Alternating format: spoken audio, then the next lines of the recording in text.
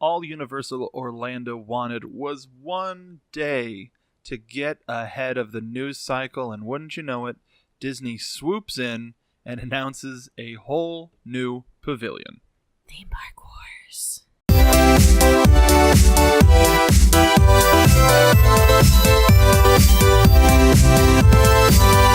Welcome, everybody, to Party of Two, a Parks podcast right here. Thanks to the fine folks at Anchor for hosting us, or wherever you are listening to on the podcast world. I'm one of your hosts, the internet's Mark B. Donica. And I am one of your other hosts, Andrea Donica. So we woke up, we didn't wake up. We were woken up like we were awake. But, okay, this isn't about us. This is about the Disney news and the Universal news that dropped today. Oh, boy. So we got two things. We got the actual announcement of the Hagrid-themed roller coaster that's coming to Universal Orlando. Hagrid's Magical Creatures Motorbike Adventure. Yes. Is the official title, and it's going to open officially on June 13th of this year. At Islands of Adventure in Orlando. Giving folks in Florida something to do, because everybody's going to be over here in California. I don't know. It's summer. Doing something. Something. We don't know. So there's been a lot of scuttlebutt surrounding this. There's been a lot of aerial footage of the ride vehicle. And from what we know, it's going to be a family style coaster. So not necessarily a full family coaster like Flight of the Hippogriff, but something that's going to be maybe a little bit more intense. It's like a dark ride coaster. Yeah. So this sounds like their answer to Snow White's Mine Train. Yeah, that might be a good way of comparing it. And there was some leaked, rumored to be concept art for the full layout of the ride. And that dropped maybe about a week or so ago. We were kind of hanging back to see how things were going to pan out before we comment, because anything that's rumored, we want to hear a little more backup before we say anything. But it does look pretty legit. And what we do know is that we're going to be going into part of the Forbidden Forest in the Harry Potter universe. And there are going to be various magical creatures from the Harry Potter world that we will come across. Probably a lot of creatures that we haven't seen in other attractions. So I don't expect to see Buckbeak. Someone's hungry. The Hippogriff. See how I combine those two words. But it's also it wouldn't make sense because Buckbeak is over at Flight of the Hippogriff at the other park. Exactly. No. Orlando, it would be down the way. Yeah, that's right. I'm thinking that we might see, or at least some people are thinking that the three-headed dog Fluffy is going to be a part of the attraction. And at least from the concept art that Universal released and what we have seen in the past, there's a little Cornish pixie that is up to no good. And if you have seen Harry Potter and the Chamber of Secrets or read the book, you know that they are not very nice, and they do as they please. I'm sure that that's going to be used as a storytelling plot point, and it's probably going to carry on through the ride, and I think that's going to be a lot of fun. They don't get a ton of time in terms of the narrative of the movies and the books, but when they do, a lot of interesting things happen, and I think that it's going to be a really fun, unique experience just with them being in the attraction alone. So to see a bunch of other creatures, there's, for example, the giant Grop from the 5th book and movie that is Hagrid's half-brother. He might be lurking around somewhere. We may see some centaurs finally, which would be really, really cool. Finally. Yeah. Gotta see some hot half-horsemen walking around. It'd be really cool if we could see a unicorn. That would be really neat. I figure that would be like the payoff. Like that's what you get at the end of the ride. Yeah. Though Hagrid doesn't think that they're all that exciting. No, and maybe it's something where at the end it's like, oh, well, I guess there's a unicorn, but who gives a flying arse about that? Or how he talks. Sure. And I'm personally kind of hoping that we see something called blast-ended scroots. You don't see this in the movies. In the books, they are vicious little things, and they are described in a very unflattering way. Yeah. And they cause a lot of injuries to people. They're called blast-ended for a reason. And apparently they kind of look like headless lobsters. And I've always kind of wanted to see them manifested in real life. I don't know how this would pay off in the storytelling aspect of the attraction, but I am crossing my fingers. It's one of those things that's always tickled my funny bone. So as a Potter fan, I'm kind of hoping to see some really unique, underrated creatures that we really haven't seen so much given manifestation yet. I'd have to say, coming at this from a roller coaster standpoint, this is going to be one of the prettiest track layouts, even though you're going in and out of buildings, caves, ruins, whatever you want.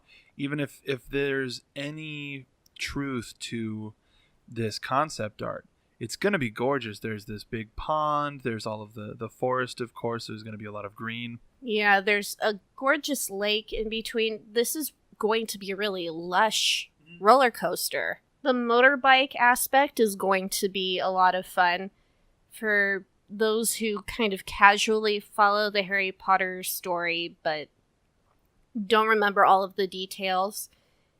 Hagrid's motorbike was actually Sirius Black's bike, and you're going to kind of feel in certain respects like Harry might have when he was first introduced to the wizarding world. And what I'm hearing is that he's going to be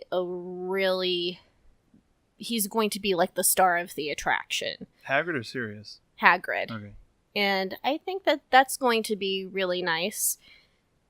I hope we hear a little bit more of Robbie Coltrane's voice. That would be really, really sweet.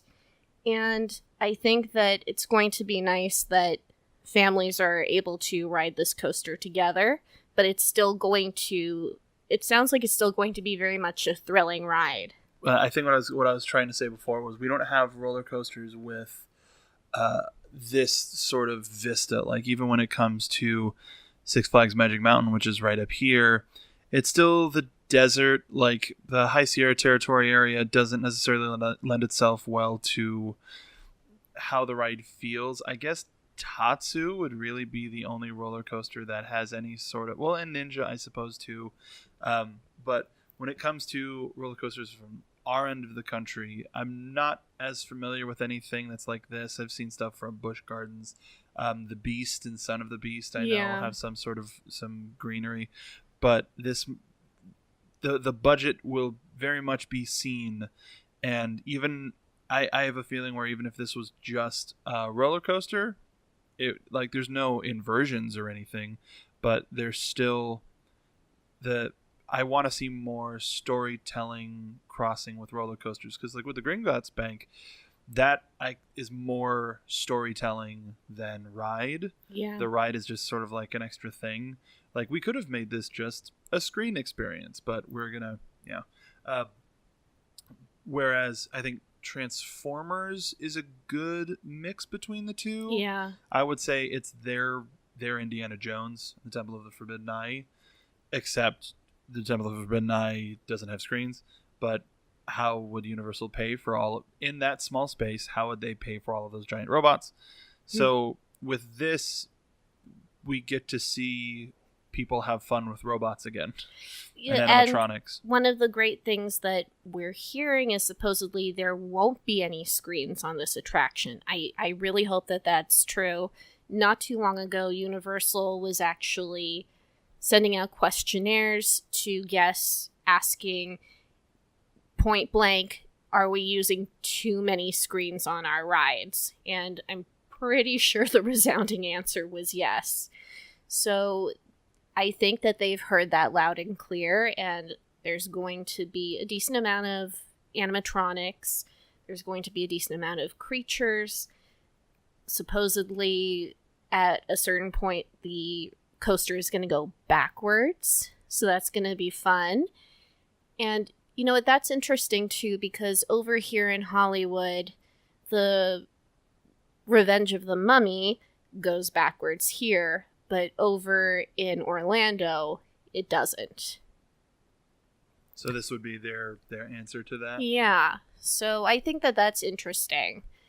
I think that that will be a nice complement to their mix of attractions that they have.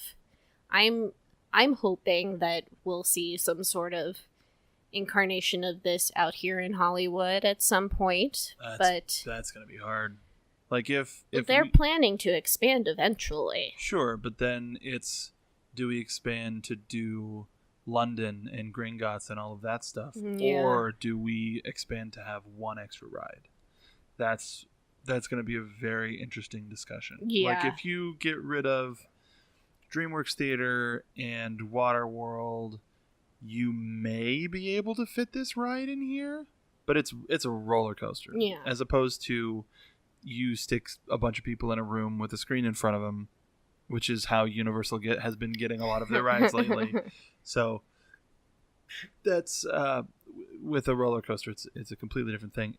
And also the land, I can't imagine what sort of condition the land on the hill over here is like.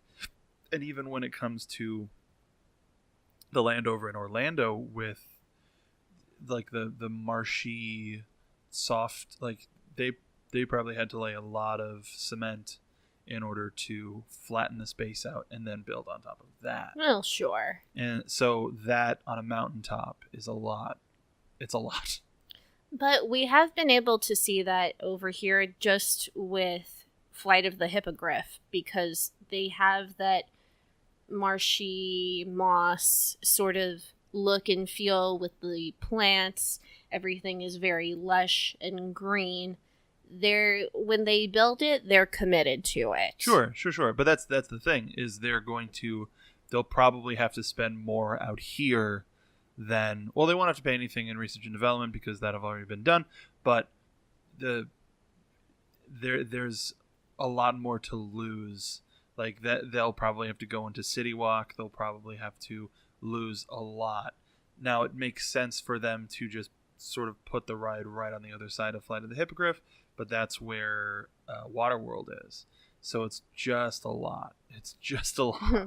And with them having to deal with Nintendo, I don't think we'll hear about anything new Harry Potter coming to Los Angeles until maybe right before Super Nintendo Land opens in Los Angeles. I think that's a fair assessment, sure. Because it's being built, or it's being like there's room being made for something on the lower lot. Yeah. But that hasn't been confirmed yet. And if this is opening June 13th, that's not that long. That's 4 months away. Yeah. And so with that coupled, I don't see when we're going to find out what's actually being built on the lower lot when it comes to Super Nintendo Land. Gonna be a little bit too much, but of course, Universal was overshadowed. Universal just can't get a good day. I saw just a plethora of sweet Simpsons memes when it came to the announcement that the Disney Parks blog threw out today, which was that oh boy, we finally have our answer for what's going in the Wonders of Life Pavilion, and just a whole bunch of stuff of what's happening with Epcot. What our answer, a little surprising, they're referring to itself as a first of its kind play pavilion that will, quote, wow guests while keeping with the original vision of the park. So it's built on the power. This is a quote from Zach Ridley. Built on the power of play, it introduces an immersive and interactive, quote, city where you can explore, create, and interact with some of your favorite Disney characters. This is an experience worthy of our bold vision for Epcot and another signature element of our transformation. Now, what this doesn't say anything about attractions, shows, food, anything. And we're given, and now to be fair, we don't get a lot of super definite stuff or anything that you can really be assured of in any of this concept art. Like back when we had, like for the Marvel announcements, there's like glimpses of ideas. Is that exactly how buildings are going to look? Probably not. Is that exactly where the shield truck is going to go? Probably not. But it gives us an idea. And in this rendering, we're shown a lot. We are shown a cinema. There's a lot of emoji, like Disney emoji blitz imagery found throughout. There's a Joy, there's a Marie, and there's an Edna mode. And there's various characters walking around. I see Nick from Zootopia. Is that Aurora in the blue dress, or is that Cinderella? I think that's Aurora, just because it kind of looks like it's the off the shoulder type thing. Can you imagine? And this, there's no reason to think that this is a thing. Can you imagine if it's a smart dress that you can Merryweather and switch back and forth from pink to blue? There is actually a Sleeping Beauty. What is with my words today? We got one of them Sleeping Beauties that's coming around. Sorry, folks. There is a face character, Sleeping Beauty dress that does change between pink and blue. It has only come out twice. And this might be a time for it to return to the parks. And it's Future World. Which would be neat.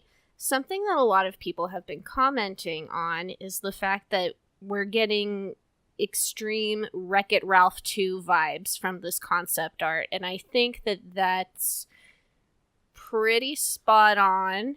It does feel very much like the Oh My Disney area, or just the internet, what like the downtown internet looks like.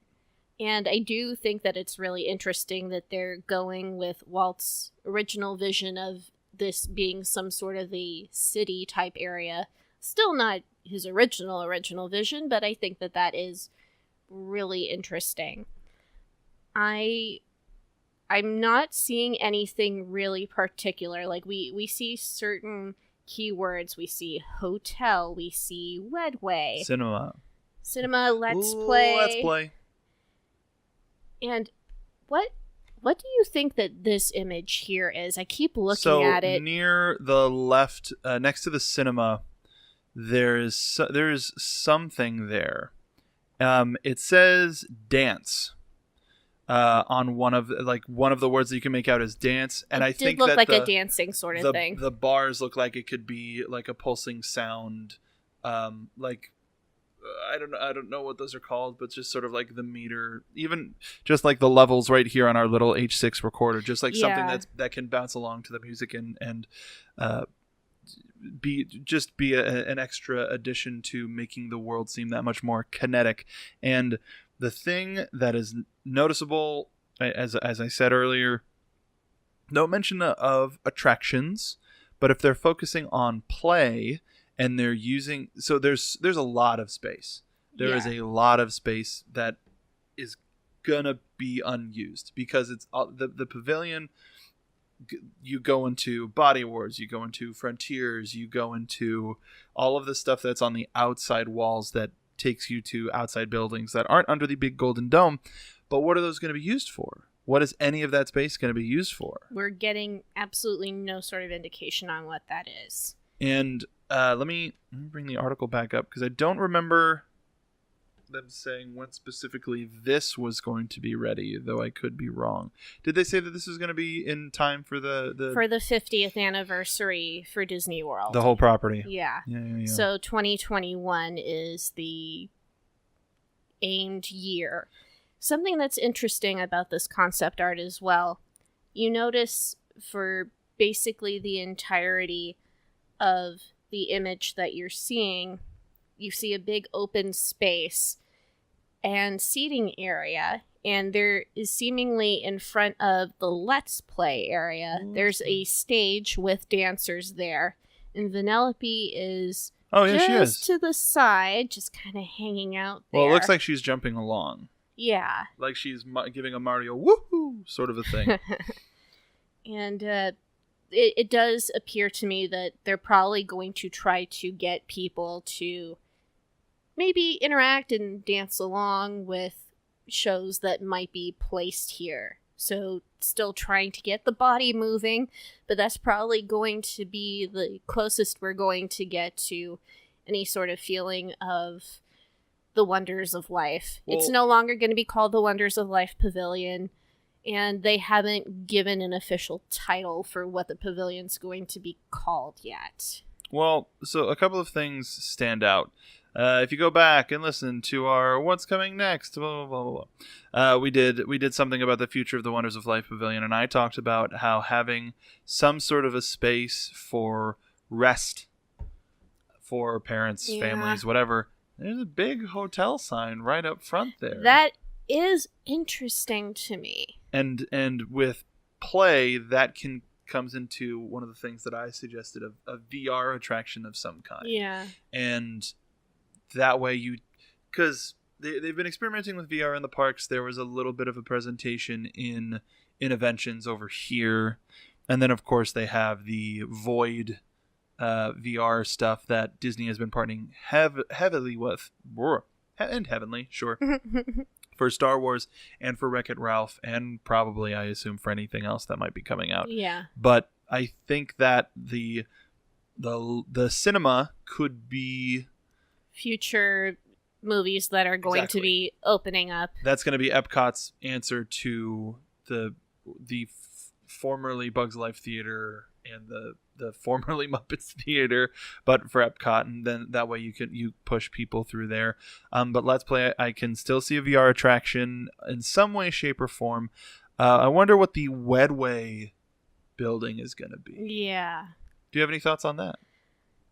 I mean, we know what Wedway stands for, what it means. But do all of the folks at home know what it stands for and what it means? Well, all I know is that it's the people mover transportation in terms of the what is the official... Well, it was the people mover system using a linear induction motor to propel vehicles along a pair of steel rails. It's been a day, folks. It's been a day. But yeah, it's the dual rail people mover technology. But didn't they change it for Disney World? I have a feeling that they actually did a different type of track. Well, it was formed from 1975 until 1994. It was the Wedway people mover. And then from 1994 to 2010, it was the Tomorrowland Transit Authority. That's right. TTA. Yes. And it seems just to fit what the new Tomorrowland was. So there's a chance that it could be some sort of transportation, maybe? Yeah. I mean, that is the most likely thing. I'm hoping that maybe it's a connection in some way to more transportation actually landing and going out of there. That would be pretty rad. But I don't know if that's going to be a thing.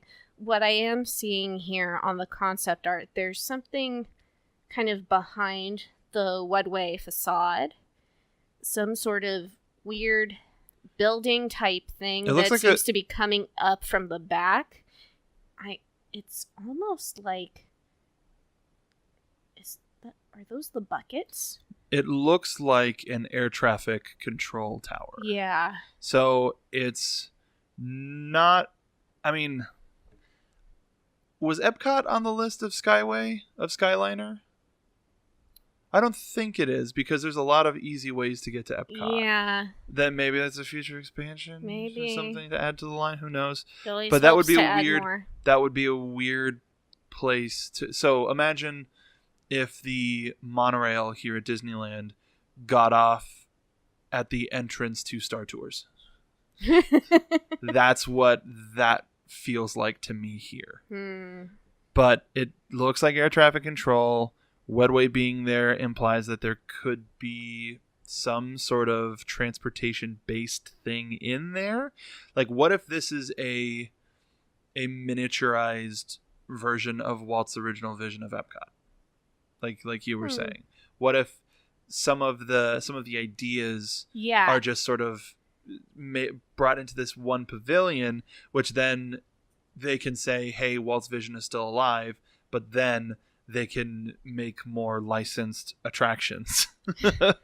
I mean, that's definitely the vibe that I'm getting from here. I'm curious, for example, this hotel section, is it going to be just Disney hotels, or are they going to maybe partner with some of their good neighbor hotels that are in the Orlando area? Are they going to do any sort of partnerships with other hotel chains and brands? Just what's the purpose? Or like, why is it I hope is that you can go in and take a nap. Can I do a runt nap? What I'm saying. I mean, that's what I'm saying. That's the dream. But Disney, please hear me. I am surprised I'm surprised that it's a hotel and not like an apartment or like like a downtown living area as opposed to a hotel, because a hotel implies temporary. So I mean, the thing is, Disney has so often tried to do futuristic homes in some sort of capacity with Innoventions, House of the Future, etc., and it always ends up feeling outdated at a certain point. And while this is an individual pavilion itself, it is still future world. Mm-hmm. So it does need to feel fresh in a certain way, but they don't need to rely so heavily on technology that you just need on a daily basis in your home for cooking and different things, just stuff that we generally need day to day. And I think that might be easier for them to maintain and update. It feels they're definitely going to be opening up a lot of the space that was once in the pavilion, but it looks like a mall. Like it looks like a BA mall, like a killer mall. But yes, there you go. It looks like a sweet mall. Yeah. But at the same time, it's still like I mean, a mall. that is very much a futuristic city type thing. People love to come and just walk around nice malls, nice shopping malls with their families when they've got nothing to do. So ideally, this might be the best version of a mall. Very interested to see what happens. Yeah. This is a very unique idea. Again, we know nothing about it. We're just going off of a picture here. But we also got news that they're going to be redoing the entrance to Future World and making it a lot more like OG. Maybe they're going to undo some of the damage that was done by the Future Circus that once was the home, like made home on top of the fountains, those giant elephants. But yeah, and those blocks of the Leave a Legacy photos, which really changed the physical landscape of that entrance, and a lot of people kind of looked more like gravestones, which didn't feel all that welcoming and friendly and idealistic. Now the fountain is coming back, which is really, really nice. I know a lot of people are excited for that. I love how we're seeing the traditional official Epcot logo on these little flags that are scattered around. And I love that there's going to be some nice lush greenery, a little bit of water elements. It's going to feel much more welcoming. Something that, you would like to see in the future. We don't want the future to just be sterile city landscape that's all cement and that there's no nature still attached. It looks like it's going to just be a nice place to hang out. It's going to be a really beautiful entrance, and especially this being right in front of Spaceship Earth, which is the signature image of what Epcot is. I think that that's going to be really, really gorgeous. Just this concept art alone looks absolutely breathtaking to me. I love the color. I love the feeling. And I think it's going to make a lot of people happy, and it's going to be nice when it's completed.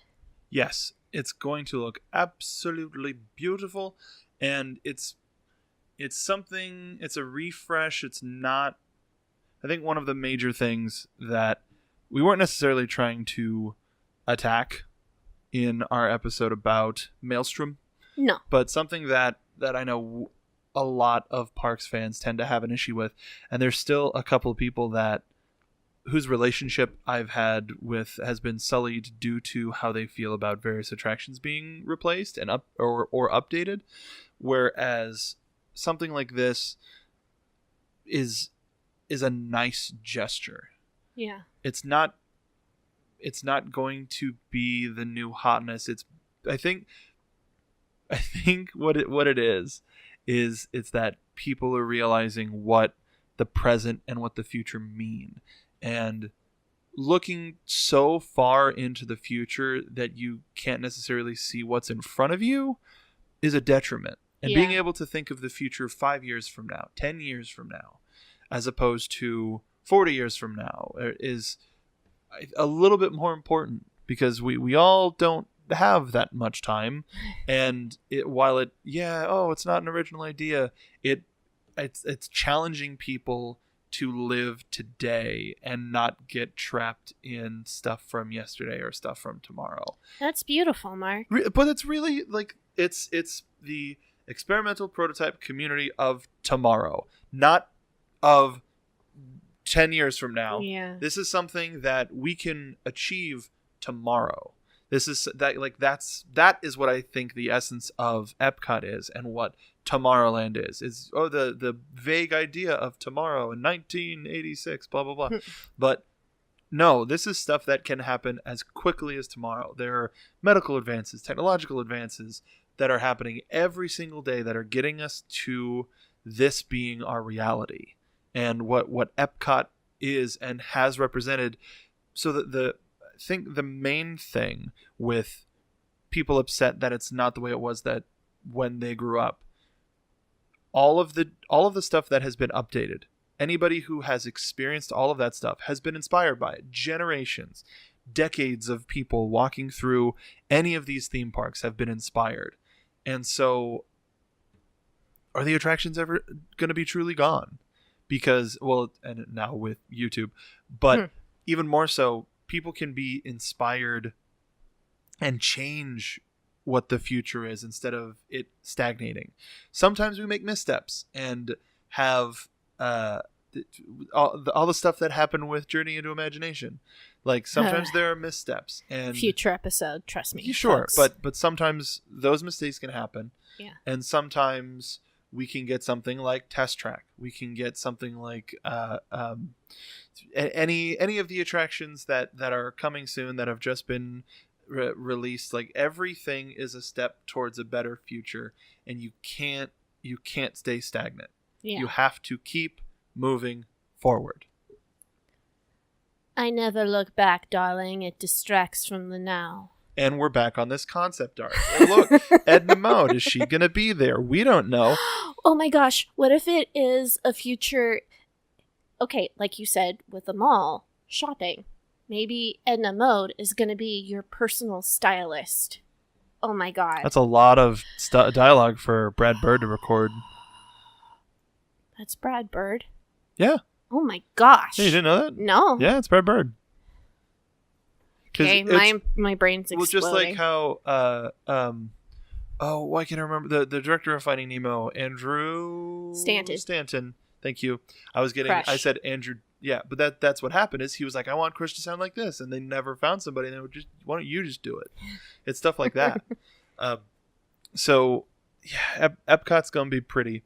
It is pretty, and we miss it dearly. So much. That's why we've been doing a lot of episodes about Epcot lately, and we're hoping to make it back soon, but we're definitely going to make it back by the time the 50th, or for the 50th by the time the 50th rolls around. Oh yeah, absolutely. Something of that nature. But the only other thing that I wanted to mention that's only sort of like not related to Disney but more universal was that the Nintendo of America president Reggie Fils-Aimé also announced, it was just a big news day, announced that he was stepping down after 15 years. He's going to be done in April, and without him, it's hard to say, definitely without Shigeru Miyamoto or Satoru Iwata, but with Reggie was one of